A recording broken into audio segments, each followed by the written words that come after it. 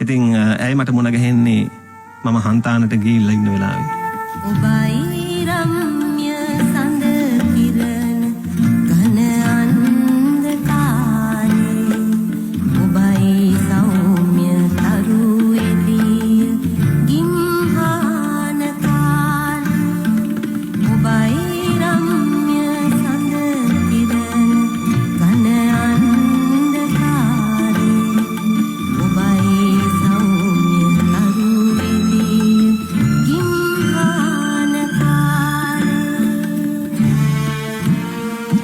හන්තාන අඩවියේ අක්බාර් පාලම තියෙන අර හන්තානට පායන හඳ සින්දුලිය වෙන මහවැලිය ගලන පේරාදෙනියට මට යන්න පුළුවන් වුණානේ. ඒතර පේරාදෙනිය තමයි මට ඇවේ මුණ ගැහෙන්නේ. මගේ ජීවිතේ හැම කඳුලක් පිටිපස්සෙම කඳුළු පිහින්ලා හිටියා. සදානන්ද කරවූ ඔබේ මధుර රාවෙන් පිපියාමි අරවින්දයක් සේ තඩාවේ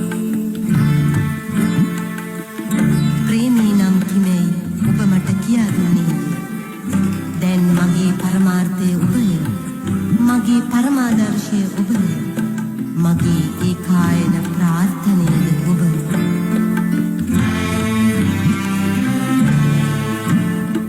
ඔබයි රම්‍ය සඳ කිරණ ඝන අන්ධකාරේ ඔබයි සෞම්‍ය තරු එළිය ගිම්හාන ඒතර මගේ ජීවිතේ මම ලබන හැම ජයග්‍රහණයකදී මේ ජයග්‍රහණයේ සතුට සමරන්නත් ඇයි හිටියා. කොටින්ම මම කැම්පස් එකට යන්නේ මෝටර් සයිකලයක. ඒ මෝටර් සයිකලේ යන්නත් ඇය ලැජ්ජාවක් නැතුව ඉදිරිපත් වුණා. මම කියන්නේ මෝටර් සයිකලේ කියන එක ලැජ්ජාවක් කියන එක නෙවෙයි. මොකද අපි පටන් ගත්තේ එතනින්. හැබැයි ඇගේ ජීවිතයේ මෝටර් සයිකලයක ගියපු කෙනෙක් නෙවෙයි. ඒත් එහෙම යන්න උරුමයක් තිබ්බ කෙනෙකුත් නෙවෙයි. නමුත් මමත් දුකෙන් එයාව තියාගෙන ගියා. හැබැයි අවසානයේ අපේ ජීවිත අපේ දෛවය අපේ ජීවිත යම් තැනකට අරගෙන එනවනේ තරංගා. එතකොට කැම්පස් එකේ හොඳම ලකුණු වාර්තා කරපු දීප්තිමත් ශිෂ්‍යාවක් ඇය. ඒ වෙලාවල් වල ඇය මට ගොඩාක් උදව් කළා මගේ අධ්‍යාපනික කටයුතු ගොඩ ගන්නත්. මේක මම ඒකත් කියන්න ඕන. මොකද ප්‍රේමය කියලා කියන්නේ නිකාම්ම සිතිවිලි වැගිරවීමක් නෙවෙයි. නිකම්ම කාලය ගෙවීමකුත් නෙවෙයි. අර සුන්දර අනාගතයක් ගොතනවනේ සමහර අය. අපිත් ගොතනවා එහෙම. හැබැයි ඒක නිකම්ම නිකන් සිහින දැකීමකුත් නොවෙන්න යෝන. ඉතින් අවසානයේ අපි එකට දුටු සිහින හන්තාන අඩවිය අපි දෙන්න එකට දැක්ක සිහින දැන් හැබැයි වෙලා තියෙනවා.